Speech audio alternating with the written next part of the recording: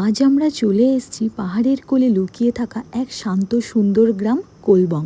কোলবং দার্জিলিংয়ের পাহাড়ি একটা অব্বির গ্রাম।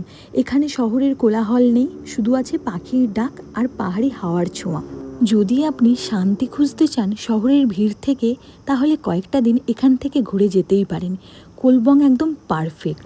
কোলবং কিভাবে আসবে আর এখানে এসে কোথায় থাকবে সেটা সবই আমি এই ভিডিওর মাধ্যমেই তোমাদের সাথে শেয়ার করব। এখানে আছে কটেজ, পাহাড়ের কোলে বসে খাওয়া দাওয়া, প্লাস আছে সুইমিং পুল, যেটা একদম আলাদাই ব্যাপার। তো চলো ভিডিওটা শুরু করা যাক।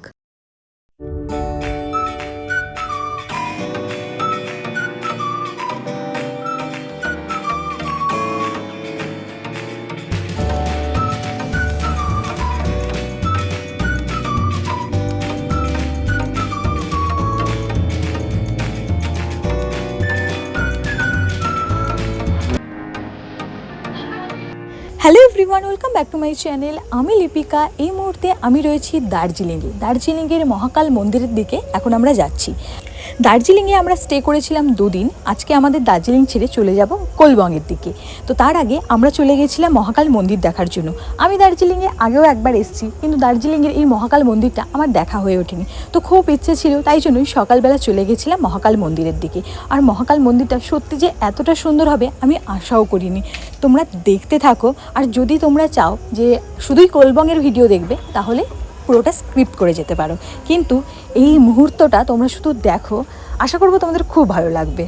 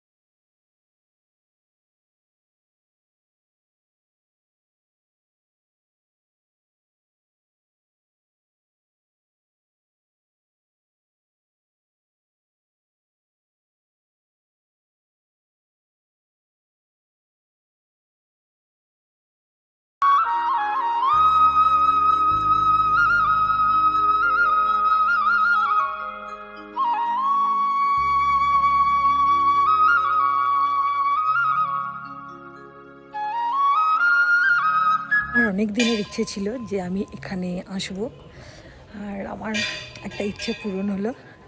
যে আমি আগেও দার্জিলিং এসেছি, কিন্তু মহাকাল মন্দির আসা হয়নি। তো যাই হোক, আমার মহাকাল মন্দির আসাটা কমপ্লিট হলো। খুব ভালো লাগলো এখানে এসে, সকাল সকাল একটা ফ্রেশ ব্যাপার। আমরা এরপর চলে যাব কোলবংয়ের দিকে। হোটেল থেকে চেক আউট করেই একদম বেরিয়ে যাব। তো আমরা চলে যাচ্ছি কোলবংয়ের দিকে। আর কোলবং একটা একদমই অফবিট জায়গা, আর এখন ওখানে প্রায় অনেকেই যাচ্ছে। তো তাই জন্যই আমরা এই ট্রিপে প্ল্যান করেছিলাম কোলবংটা আমরা রাখবো। আর আমাদের আজকে লাস্ট দিন, তারপরেই আমরা কালকে চলে যাব আমাদের বাড়ির উদ্দেশ্যে। যাই হোক, অনেকটা দিন আমরা এখানে কাটিয়েছি, প্রায় 7টা দিন আমরা ছিলাম। আগের ভিডিওগুলো তোমরা দেখতেই পারো, আমরা অনেকগুলো জায়গা কভার করেছি। দার্জিলিংয়েও আমরা 2 দিন ছিলাম, সেখানে কোন হোটেলে ছিলাম, কিভাবে ঘুরেছিলাম, ডেসক্রিপশানে লিঙ্ক আছে, তোমরা গিয়ে চেক আউট করতে পারো। কোলবং যেতে গেলে বিজনবাড়ি হয়েই তোমাদের যেতে হবে। তো আমাদের এই রাস্তাটা ঠিক কেমন লেগেছিল তোমাদের সাথেও শেয়ার করি, চলো দেখতে থাকো।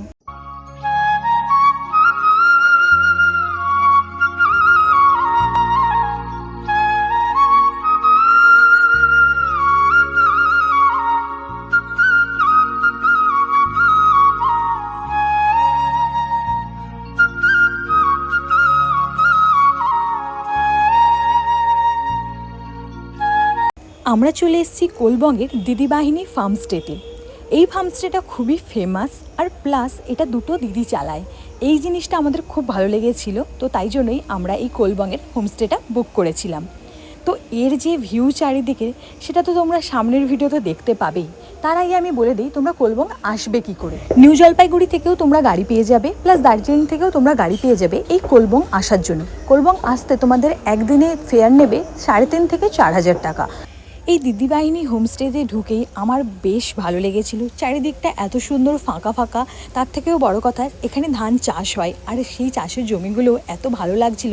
আমি ভাবছিলাম এই মুহূর্তে শীতকালে এরকম অবস্থা, যদি আমরা বর্ষাকালের দিকে আসি বা যখন ধান চাষ হয় সেই সময় আসি, জায়গাটা কতটাই না সুন্দর লাগবে। রুম থেকে বেরিয়েই আমরা দেখতে পেয়েছিলাম এত সুন্দর ভিউ, যেটা আমার এত ভালো লেগেছিল। আমার মনে হয়েছিল দার্জিলিংয়ের ওই ভিড়ভাড়টা ছেড়ে তারপরে যখন এই কোলবংয়ে এসে পৌঁছাই, উফ, আলাদাই একটা শান্তি এসেছিলো। তারপরে জানলা থেকে এরকম ভিউ দেখা যাচ্ছিল। আমাদের রুমটা ছিল এরকম, 2টো কুইন সাইজ বেড দেওয়া ছিল, প্লাস বাথরুমটাও স্পেস ছিল অনেকটাই, গিজার যেমন থাকে মিররও ছিল ভেতরে, মোটামুটি ক্লিন ছিল। চলো এবার হোমস্টের চারিদিকটা তোমাদের ঘুরিয়ে দেখাই।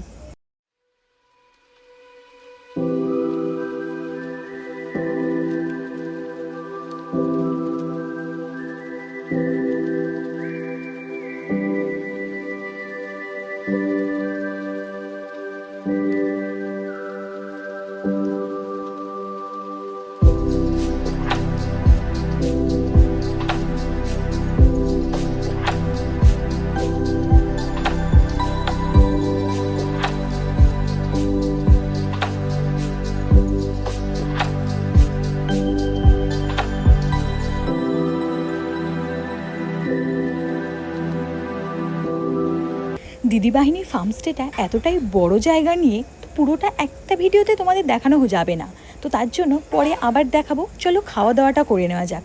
দুপুরে কী ছিল সেটা তোমাদের সাথে শেয়ার করব না, এটা হতে পারে? এরকম পাহাড়ের কোলে বসে খাওয়া দাওয়াটা আমেজটাই আলাদা ছিল সেই মুহূর্তে।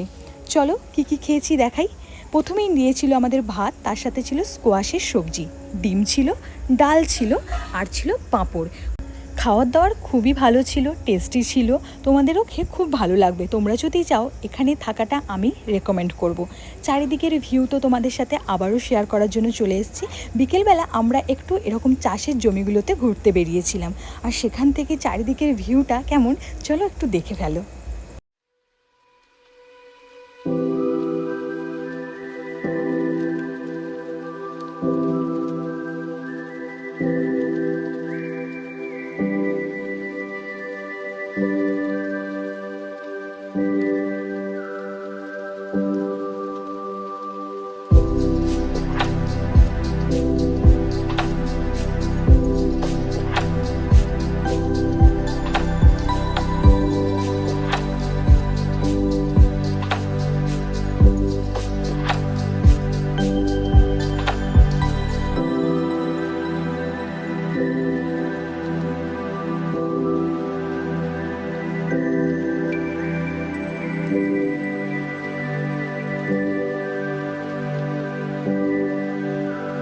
পাহাড়ের এই শান্ত নিরিবিলি এই কোলবং জায়গাটা আমার যে কী পছন্দ হয়েছে সেটা বলে বোঝানোর মতো নয়।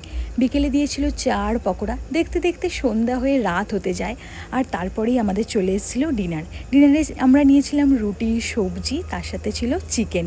সত্যি খাওয়ার দাওয়ারের টেস্ট খুবই ভালো ছিল। আমরা রুমে নিয়ে চলে এসেছিলাম কারণ ঠান্ডাটা খুবই ছিল, যেহেতু জানুয়ারি মাস তার জন্য ঠান্ডা বেশি থাকবেই। চিকেনটার টেস্ট সত্যি খুব ভালো ছিল। সকালবেলা যখন ঘুম থেকে উঠে দেখি রোদ একদম ঝলমল করছে, আর বাইরেটা যেন আলাদাই সাজে সেজে উঠেছে। কী যে ভালো লাগছিল চারিদিকটা। আমার তো এই যে চাষবাস হয় এই জায়গাটা বেশি পছন্দ হয়েছিল। আমি আগে দূর থেকে পাহাড়ে দেখতাম এরকম চাষবাস হয়ে আছে, প্লাস এই জিনিসটা যে আমি এত কাছ থেকে দেখতে পাবো এইটা আমার খুব ভালো লেগেছে।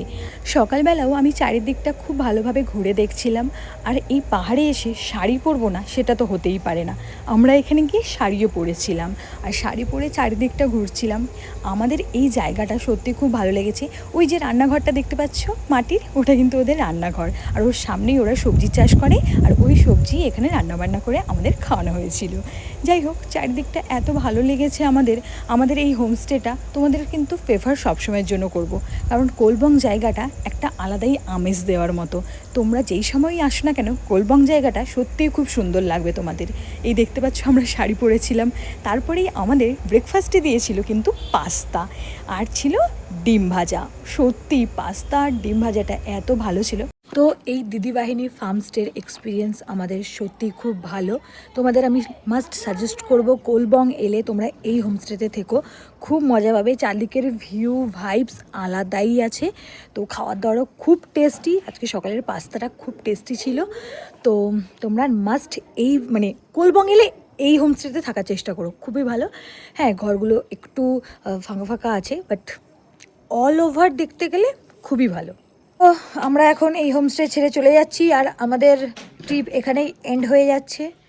আমাদের 7:45 দার্জিলিং মেল আছে, আমরা ট্রেনে করে চলে যাচ্ছি বাড়ি। তো ভিডিওটা এখানেই এন্ড করছি না, স্টেশনে গিয়ে এন্ড করছি। চলুন। ঘোরাঘুরি শেষ হয়ে গেলে না, তারপরে যেমন মন খারাপ হয়, তেমনই মনে হচ্ছিল আকাশেরও মন খারাপ ছিল। চারিদিকে পুরো মেঘলা হয়ে গেছিলো। মাঝখানে দাঁড়িয়েছিলাম ম্যাগি খাওয়ার জন্য। তারপরেই আমাদের আজকে রাত্রেই ট্রেন, আর আমার যে কি মন খারাপ হচ্ছিল। তারপরেই দেখি এরকম সুন্দর সূর্য অস্ত যাচ্ছে, কি যে দারুণ লেগেছিল। তাই জন্য মাঝ রাস্তায় দাঁড়িয়ে ফটো ভিডিও করে নিলাম। যাই হোক, দেখতে দেখতে আমাদের 6-7 দিন শেষ, আর আমার এরকম ভ্লগ দেওয়াও শেষ। তোমাদের আমার ভিডিওগুলো কেমন লাগছে কমেন্ট করে জানিও। দেখা হচ্ছে নেক্সট কোনো এত সুন্দর একটা ভিউ নিয়ে ভ্লগ। তো তোমরা কিন্তু আমার সাথে থাকো, আর আমার চ্যানেলটা সাবস্ক্রাইব করতে ভুলো না, লাইক করে দিও, শেয়ার করে দিও। চলো টাটা, দেখা হচ্ছে নেক্সট ভ্লগে, বাই।